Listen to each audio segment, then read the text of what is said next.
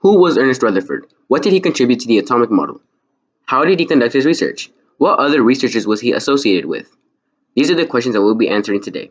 Hi, my name is Kevin. And my name is James, and you are about to learn about the amazing and fantabulous physicist, Ernest Rutherford. So, first off, my boy, Ernest Rutherford, was born on August 30th, 1817 in Brightwater, New Zealand, which is somewhere over, like, here. He was born to James Rutherford and Martha Thompson and was the fourth child out of 12.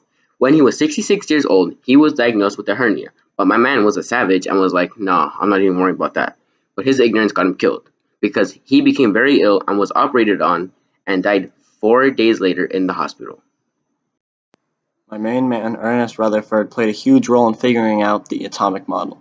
He observed an undergraduate, who is not listed because he apparently deserves no credit, perform the experiment that he designed. This experiment was called the gold foil experiment. His observations of this led to the discovery of the nucleus within the atom. It proved J.J. Thomson's research wrong, and Ernest Rutherford's model was now considered accurate. As for that gold experiment which James previously mentioned, what he did to conduct it was that he took alpha particles and shot them at a thin gold foil. Gold, like really, like gold? Why not like aluminum? Like, okay, that's besides the point. So he shot those alpha particles at that gold foil and put a detector on the other side to see if they could pass through, which he detected that some did. However, for some reason, he decided to put it on the other side so it was on the same side of the foil with the direction of the alpha particles. So when that happened, he detected that some were bouncing back off the gold foil. And this was a huge discovery because theoretically, everything should have gone through. But for some reason, he discovered that some of them were bouncing back, and this led to his discovery of the nucleus of the atom.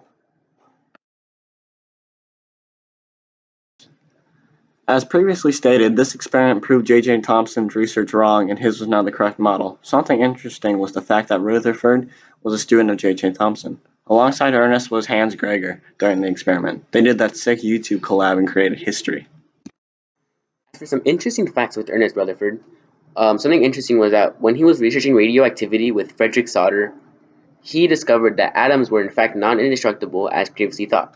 He also coined the terms alpha, beta, and gamma to describe the three most popular types of nuclear radiation, as well as discovering that radioactive elements have what is called half-lives, coined the term half-life period to describe the phenomenon.